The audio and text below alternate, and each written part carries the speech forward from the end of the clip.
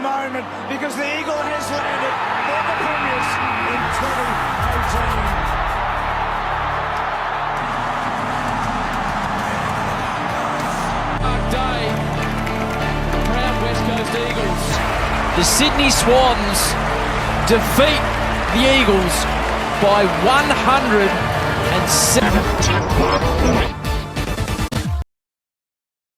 After Dom Sheed's incredible goal in the 2018 Grand Final that crowned the Eagles premiers, it's been a swift fall from grace.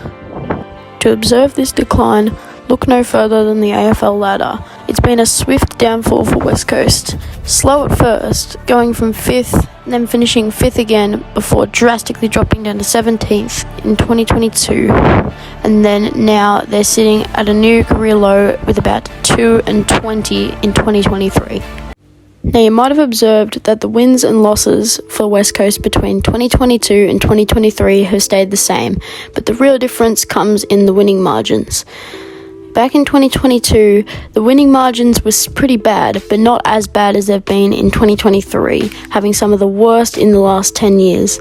Their most recent loss being against the Swans by a shocking 171 points at the SCG, making it one of Sydney's highest scores in history, and is now in the top 5 biggest losing margins in history.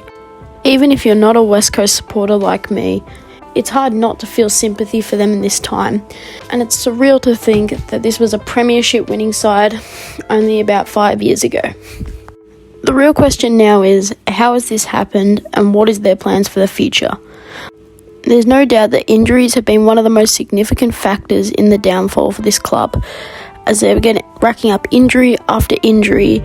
The fact that most of their players being about to hit their 40s, injuries are going to be inevitable. Eagles' long-time star ruckman, Nic Naitanui, who played 8 games last year, is now yet to play a game, and is now being confirmed to never play another game, as he's announced his retirement earlier this week. Another former star who's now out of shape is Elliot Yeo, who's only played a little over 20 games in the last 3 years and single-digit games this year. Another Eagles player who is yet to make an appearance this year is their captain Luke Shuey, who hasn't had a game in this year. Although he believes he will be able to play, this will be his last year, as he's joined Nic Naitanui and hanging up the boots. On top of the fact that the senior players that are still at West Coast haven't been playing games and are always being injured, there are 2 other problems that make these very damaging to the club. Problem 1 is that these players simply don't have the power and shine that they used to have in their prime years. Occasionally, some of the Eagles' all-time stars, like Jeremy McGovern, Shannon Hurn and Dom Sheed, will show a burst of the power and domination that they used to wield, but for the most part, they've fallen quiet. Now you might be thinking, surely the Eagles are getting draft picks? Well, yes and no. Like discussed earlier, a lot of the senior West Coast players are either injured or underperforming, but that doesn't mean they're being paid any less, and this is probably what's hurting West Coast the most. 2 of the highest paid players in the whole of the AFL are Tim Kelly and Jeremy McGovern, getting a beefy $1 million per season. On the screen is a list of the players' performance based on how much they're being paid.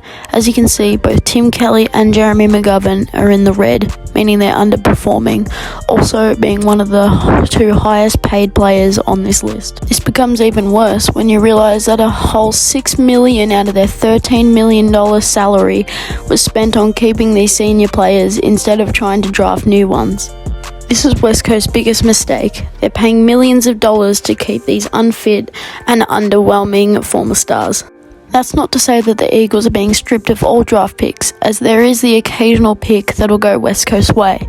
But that doesn't mean that's the silver lining for the club, as they've clearly been underperforming as well, not bringing anything new to the table, as it's only their first year as players. The positive to having these rookies in their team is that these players will probably become the face of the Eagles in a few years' time after getting AFL exposure. Before we get into what's in the future for the Eagles, we got to talk about the infamous Tim Kelly trade. During the 2020 trade period, the Eagles would pretty much give all of their draft picks, including number 1, in order to get Geelong's star midfielder Tim Kelly. A trade that seemed pretty good at the time has now received mixed responses in 2023 after realising the results that it gave for the other club and the injustice done on West Coast's side. First of all, it was believed that this very trade was what helped Geelong acquire Jeremy Cameron from GWS. Also, West Coast gave up the first round pick for 2020, which we now know as Jamarra Ugle-Hagan. Considering what West Coast gave for this trade, you'd think that Tim Kelly should have won a couple All-Australians and maybe even a Coleman, Norm Smith or Brownlow medalist, which he simply has not even gotten close to achieving.